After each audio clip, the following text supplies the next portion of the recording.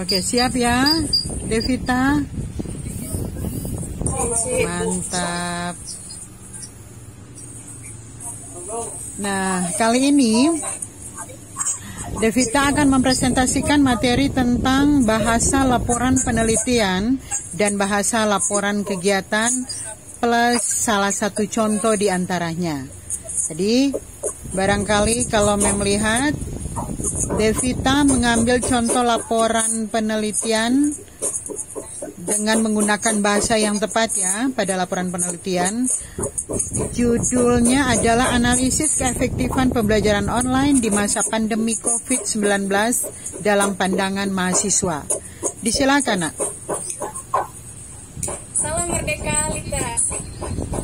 Kali ini saya akan mempresentasikan hasil laporan penelitian dengan judul analisis keefektifan pembelajaran online di masa pandemi COVID-19 dalam pandangan mahasiswa.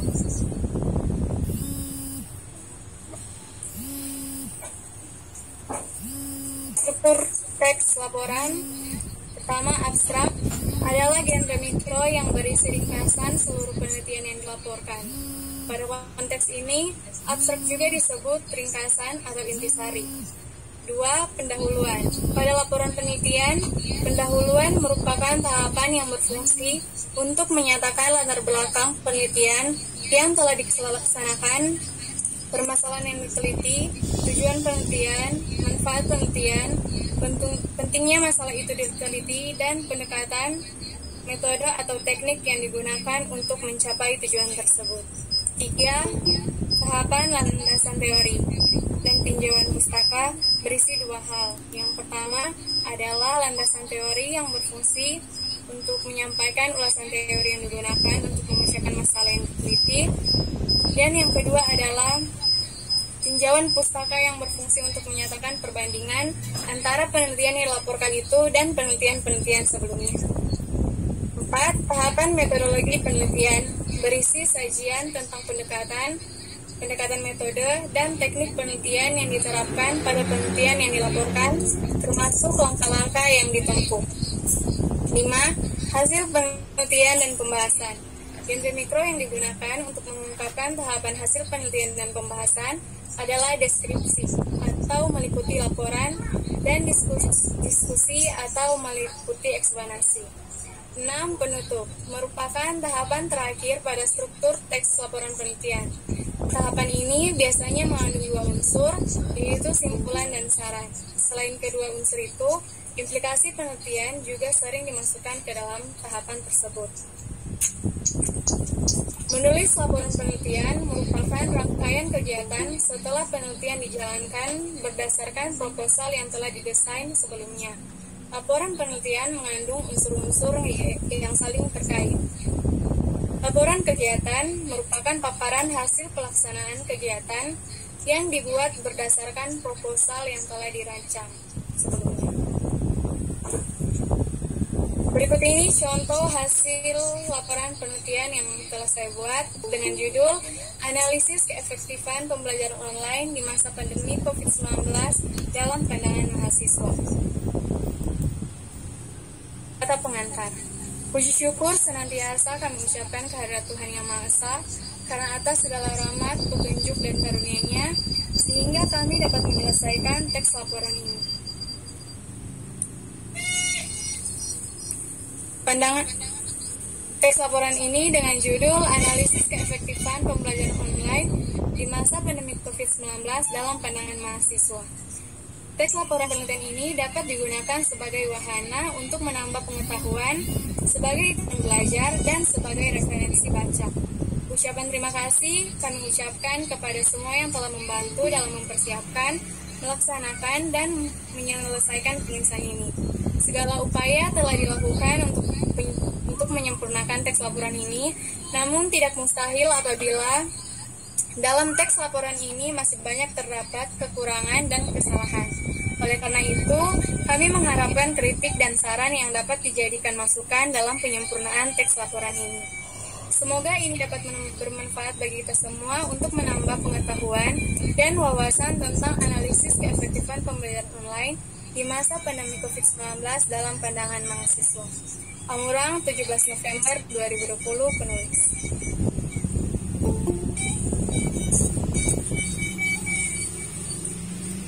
Abstrak, tujuan penelitian ini adalah mendapatkan informasi tentang keefektifan pembelajaran online di masa pandemi COVID-19 dalam pandangan mahasiswa. Penelitian ini menggunakan metode kualitatif eksploratif. Dalam penelitian ini, responden yang berkaitan sebanyak 56 mahasiswa dari perguruan tinggi yang ada di Sulawesi Utara. Pengumpulan data dilakukan terstruktur dengan pertanyaan yang disusun dan dikaitkan serta dikembangkan dengan literatur terkait. Hasil dari penelitian ini adalah kurang efektifnya pembelajaran online karena faktor kurangnya pemahaman dari mahasiswa terhadap materi dan hambatan internet atau kuota. Berikut ini adalah daftar isi yang terdiri dari kata pengantar, abstrak, daftar isi, bab 1 pendahuluan yang terdiri atas latar belakang, permasalahan, tujuan penelitian, bab 2 landasan teori dan tinjauan pustaka, bab 3 metodologi penelitian yang terdiri dari jenis penelitian, sumber data, teknik pengumpulan data, bab 4 hasil penelitian dan pembahasan, bab 5 penutup yang terdiri dari kesimpulan dan saran, terakhir daftar pustaka. Kita masuk pada bab 1 pendahuluan latar belakang. Tahun 2020 menjadi tahun yang berat bagi kita semua, sehingga saat ini Indonesia masih dilanda pandemi COVID-19. COVID-19 merupakan penyakit menular yang disebabkan oleh sindrom pernapasan akut atau coronavirus 2. Online learning today. Coronavirus 2, segala daya dan upaya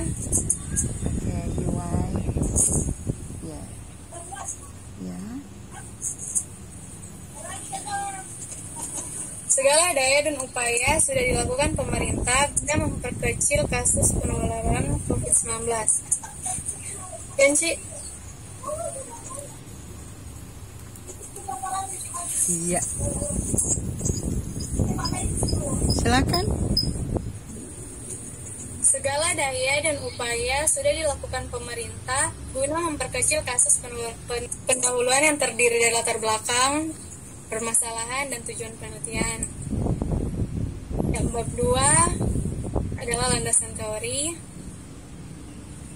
Bab 3 metodologi penelitian yang terdiri dari jenis penelitian dan sumber data beserta teknik pengumpulan datanya. Bab 4 hasil penelitian dan pembahasan. Ini adalah pertanyaan dan hasil yang telah diperoleh dengan menggunakan Google Form.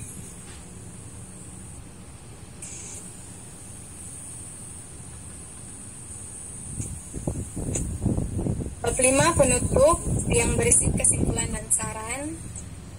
Dan ini adalah daftar pustaka yang menjadi acuan saya dalam pembuatan laporan proposal penelitian ini. Salam merdeka, literasi, terima kasih. Iya, terima kasih. Aduh, memang lengkap ya. Oke, Devita, terima kasih, Nak. Salam merdeka, literasi.